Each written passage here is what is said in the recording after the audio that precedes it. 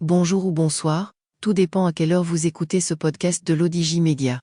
Notre chroniqueur de l'ODJ, Hafid Fassifiri, partage son avis et ses réflexions dans un article qu'il a intitulé « La rentrée sociale, économique et politique sera chaude ou pas ?» Alors écoutons-le dans ce podcast. L'auteur démarre son article ainsi. La rentrée sera chaude pour la majorité des Marocains, mais pas forcément pour le gouvernement. À part cela, tout va bien. Spirale spéculationniste. La rentrée sera très chaude pour les Marocains avec la flambée des prix du carburant, et une 5e hausse depuis un mois, la spirale inflationniste qui menace encore et toujours, et le spectre d'une nouvelle épidémie, avec une probable recrudescence des cas de Covid. Franchement, c'est absolument la totale avec ce contingent de contingences affligeantes qu'on inflige aux Marocains. Une bonne nouvelle pour commencer, une fois n'est pas coutume, inutile d'engager de nouvelles dépenses pour des vêtements d'hiver, car les températures ne risquent pas de baisser de sitôt. À part cela tout va bien ou presque et advienne que pourra. En ce qui concerne l'exécutif, la fin des vacances coïncide avec le dossier des crimes de Saïdia que le gouvernement n'a même pas pris la peine de déplorer et puis, une incroyable controverse concernant la deuxième tranche de l'augmentation du SMIC. L'auteur poursuit son article ainsi. SMIC, un accord au rabais.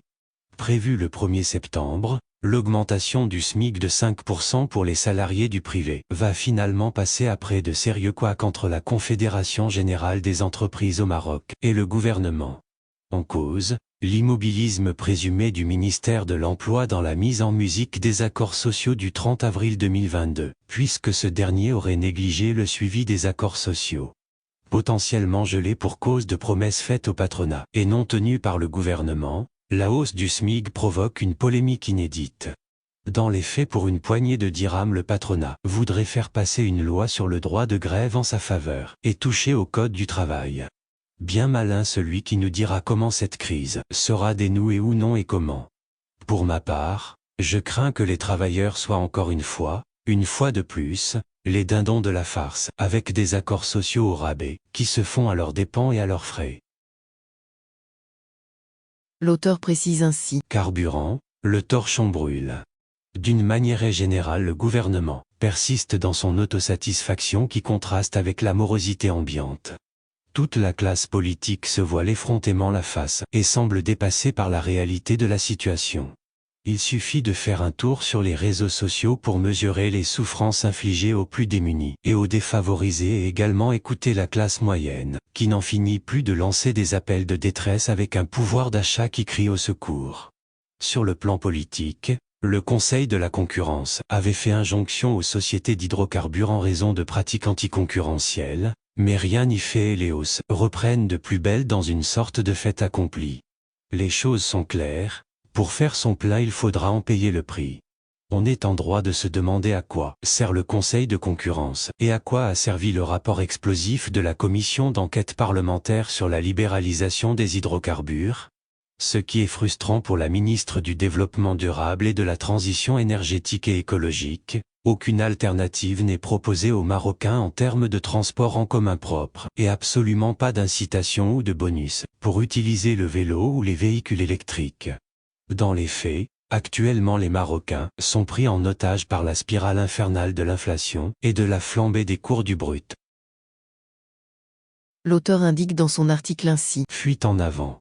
Face à cette situation sociale intenable, le gouvernement estime avoir fait le nécessaire avec le soutien exceptionnel, accord à une partie seulement des transporteurs routiers, et botte en touche lorsqu'il parle des aides directes qui seront versées aux ménages les plus défavorisés d'ici la fin de l'année, si tel est vraiment le cas et que le gouvernement tient ses promesses dans les délais.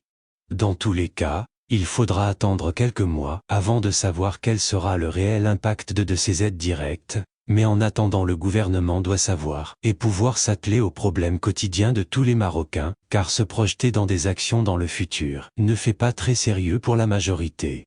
Dans les faits, toujours, les crises se suivent et les Marocains font de la résistance avec une incroyable et insoupçonnable capacité de résilience. Mais, il ne faudrait surtout pas que le gouvernement ait la tentation de spéculer sur cette capacité des Marocains à endurer sans broncher. L'auteur conclut son article ainsi. Grosse déprime. Pour reprendre, pour terminer, les conclusions de certaines notes du HCP nonobstant la récente guéguerre entre cette institution et la primature, les années que nous traversons seront assurément celles où les ménages auront eu le moral au plus bas niveau. Et ce n'est assurément qu'une coïncidence. À part cela, rien ne va plus. Rédigé par Afid Fassifiri, élu par l'intelligence artificielle de l'ODJ Média. Merci d'avoir écouté ce podcast de l'ODJ Média, ce bouquet de supports numériques, portail, magazine mensuel connecté, web radio et web TV. N'oubliez pas de télécharger notre application l'ODJ Mobile sur Play Store et de vous abonner à notre chaîne YouTube l'ODJ TV. Vous pouvez, aussi, nous suivre sur nos réseaux sociaux, Instagram, Facebook, TikTok, LinkedIn et Twitter. Ou encore, vous inscrire sur notre newsletter quotidienne à partir du portail lodj.ma. Alors, on se dit au prochain podcast de nos chroniqueurs de l'ODJ. Et à très bientôt, si et seulement si vous le voulez bien.